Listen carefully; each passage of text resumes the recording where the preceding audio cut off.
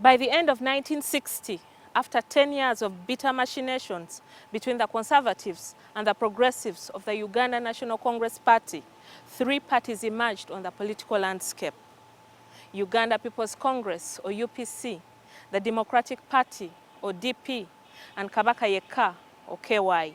Towards independence, Uganda adopted a parliamentary system of governance, and in order to win a parliamentary majority over the Democratic Party, in April 1962, UPC leader Dr. Apollo Milton Obote sought a coalition with KY. The coalition won majority seats and formed a new government. 1964 saw the first mass party defections. Gracie Binjira, UPC's newly elected Secretary General, in a bid to overthrow Obote as party leader, lured KY members of parliament to cross to his party to swell the numbers of his faction. Their first act was to overthrow now I'm speaking now as an developer, our Secretary General of UPC, John Kakonge. Even UPC itself became split between us, who were Kakonge's what? Supporter, and those of Ibingina. Those who crossed included Kalulese Tala, Luyimba Zizake, and Lame Kalubowa. Virtually all of them became ministers in the UPC government after crossing. But it's not only people who were in the parliament who crossed. There were even ministers in the Kabaka's government who crossed and joined UPC.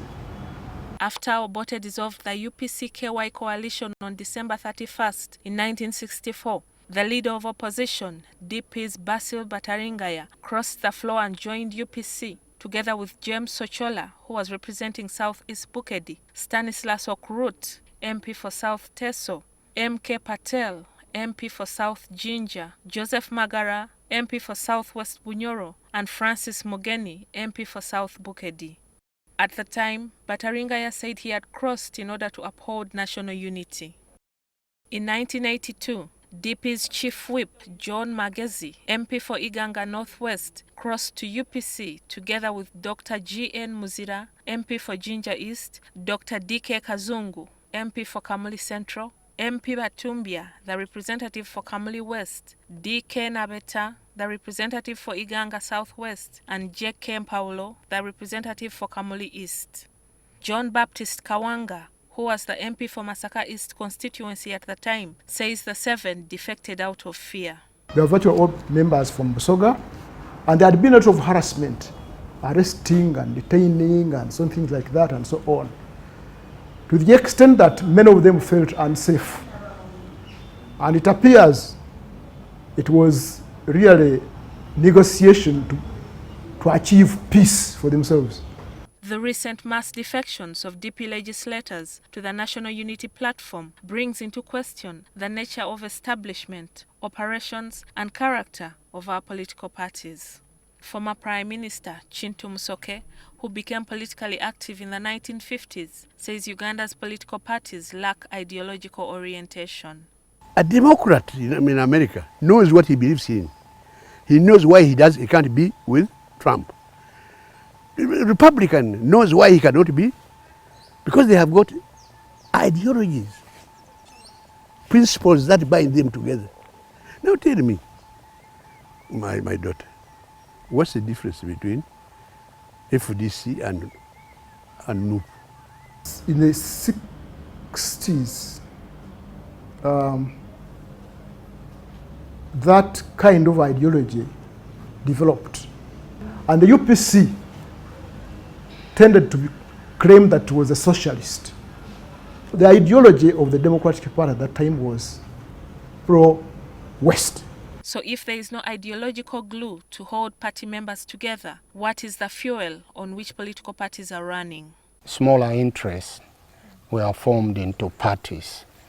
And as the party grows, unfortunately, these interests are subjugated to the bigger interests of the leaders. And primarily, the leaders have been more to seeking power. Somebody goes in, he gets elected, okay, he espouses those causes, but they are not really central in his decisions to whether to belong to the party or not. People will join a political organization which they think will help them win the election. You don't want to be just a member of a political organization and just stand and you have no chance of getting elected. Defecting politicians insist that their conscience and the voter demands are what motivate them. However, John Baptist Okello, the Deputy National Chairman of the Forum for Democratic Change, says more often than not, political fortunes are the driver. And that is a tragedy of Uganda, really, because people have gone to politics seeking power, and the power people are seeking is not for the benefit of the people, of the nation. People are seeking benefits that they will want to absorb it for themselves.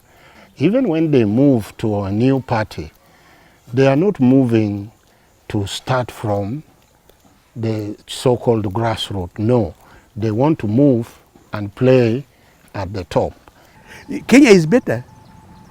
Kenya, for them, they just get together to eat for 5 years. You see? If I didn't eat this year, I get next elections, we get another new group. While in the 1960s and 80s, politicians were crossing from the opposition to the ruling party, today they roam within the opposition. I think we could put it all that we need to be more accommodative and more democratic within these opposition parties. You know, their constituents are not comfortable with the party in government. They were elected by this electorate, and if they have to survive the election, they have to remain where their electorate is. The jury is still out on the political benefits of crossing from one party to another. However, Chintu Musoke regrets that perhaps the failure to have a peaceful transfer of government has irreparably damaged political parties. My only regret is that the movement to which I devoted my faith, I had hoped that it would lead us to